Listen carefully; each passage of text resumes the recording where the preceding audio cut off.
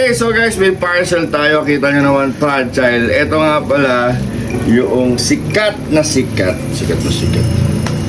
At talagang pinag-uusapan dyan sa may TikTok shop. Yan. O, diba?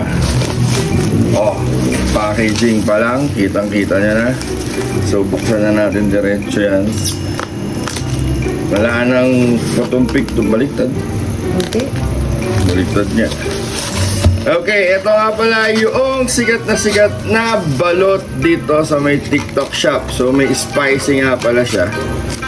Ayan, ito pala to. Vacuum sealed. Ito yung spicy. Ito naman yung hindi spicy. Okay, ang gagawin nyo dito guys, i-boiled nyo lang siya. Ito yung Mr. Squirrel balot. Mamaya, titirahin natin yan. So, sa murang halaga, meron ka ng 6 pieces. 1, 2, 3, 4, 5, 6. Okay, may tatlong spicy. Medyo spicy lang siguro to. At syempre, merong original. Alright, so guys, ano pang hinihintay ninyo? Kung gusto ninyo kung nagkikrave kayo ng balot, na meron na syempreng tawag dito, na meron ng flavor guys, don't hesitate. Nasa may yellow basket natin yan. Bili na kayo. Alright, so guys, mga nagtatanong, itong ating balot, nabili natin sa may TikTok shop.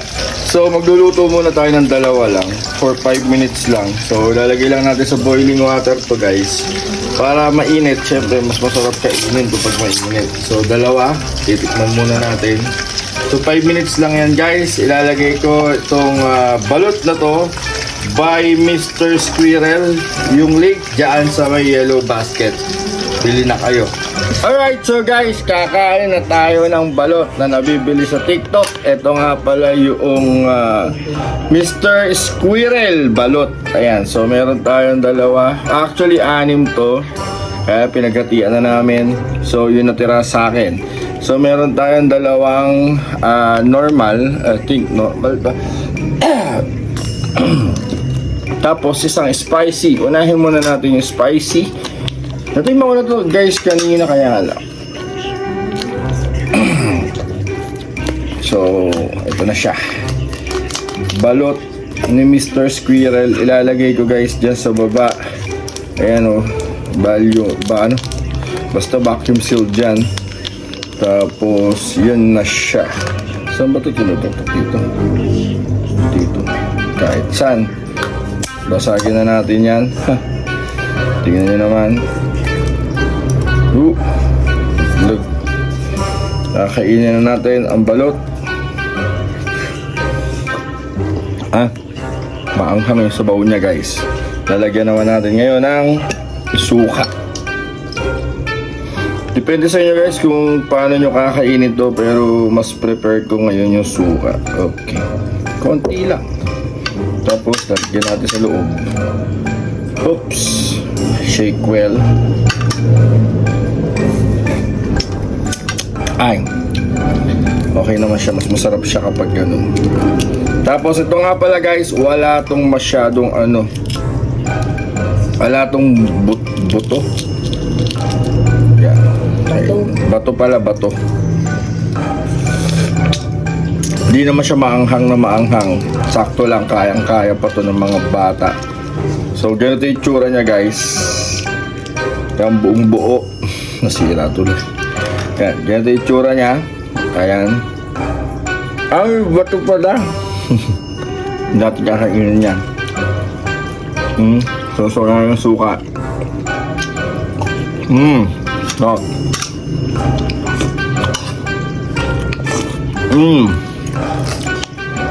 Ito naman, yung normal or yung regular taste o flavor.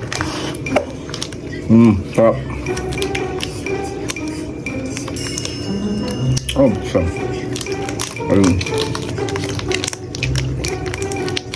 So, nakaganyan yan. Grabe butasin lang sa kabila. Jackpot. Ang cool niya, hindi siya masyado makapal yung balat. Yung shell pala.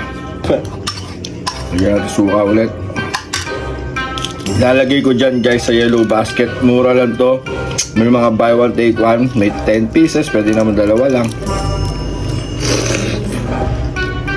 Masarap to pang ulam, pwede rin pang pulutan guys. So ano pang hinihintay ninyo? Lalagay ko yung link dyan sa baba. Yung balot na to from Mr. Squirrel. Madami siya sa bawah, fairness. Malambot din yung batal niya actually. Kaya na.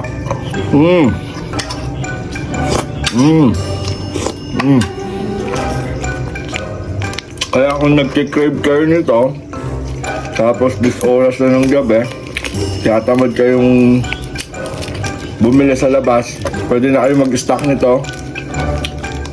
Lagay nyo lang sa rep. Matagal-tagal din naman yung ano nito eh. Yung may nakalagay naman dito best before. Yung sa plastic na. Pangatlo ko na. Sarap siya. Lagyan natin suka ulit. Pwede siya sa asin, pwede sa suka. Depende nga sa panlasa ninyo kung ano gusto ninyo.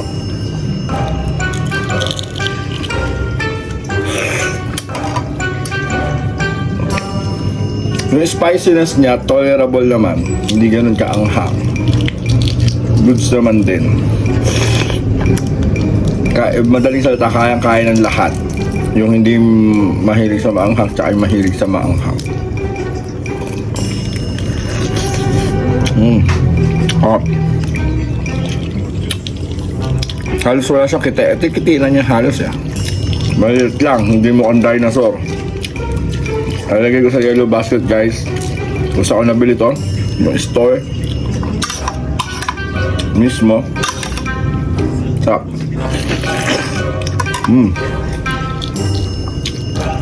Diba?